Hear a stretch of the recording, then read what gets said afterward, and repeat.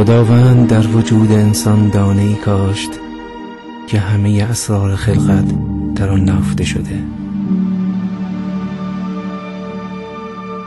و قدرت و نور خداوند در آن پنهان است.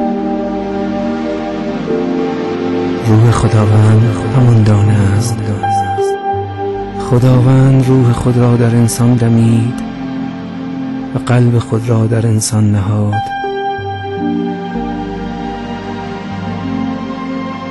وجود انسان مانند زمینی است که خداوند روح و نور خود را در آن کاشته.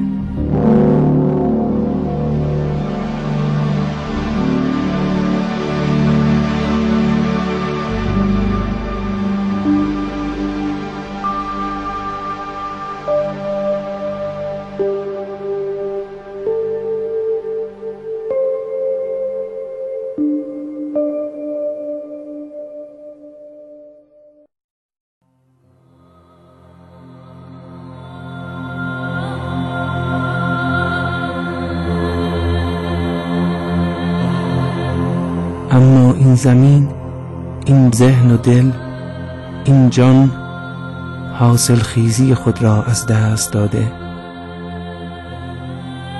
دانه‌ای که در این زمین است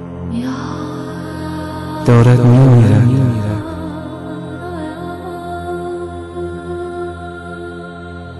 زمین وجود پر از علف‌های هرز، ترس‌ها و تردیدهاست.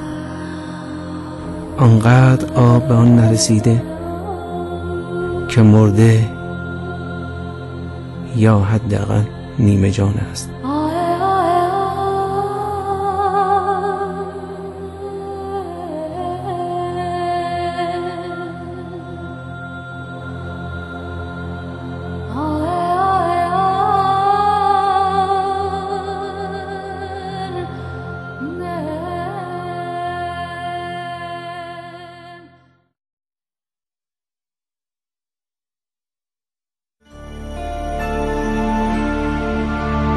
اما باغبانی مهربان، معلم الهی از راه میرسد،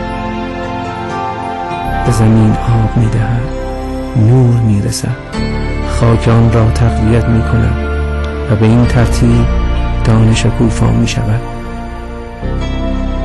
بعد از جوانه زدن باغبان باز این نهال را پرورش میدهد و نگهداری میکند تا روزی که نهال کاملا بارور شود و به ثمر برسد.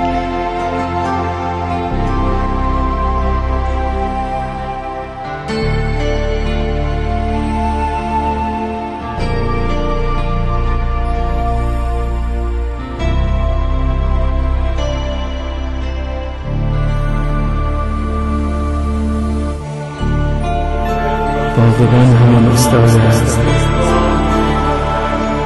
باغبان همان استاد است که به وسیله تعالیم الهی زمین نامساعد وجود ما را حاصل خیز و مستعد می کند.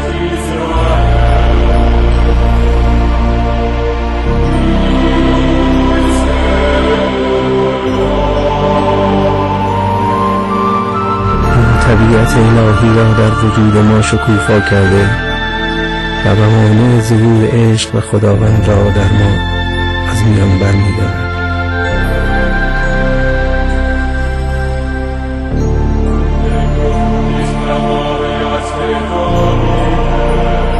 خداوند در این دانه پنهان است. بهشت حقیقی در دل این دانه نهفته شده. پس در شکوفایی آن بکوشید، بسیار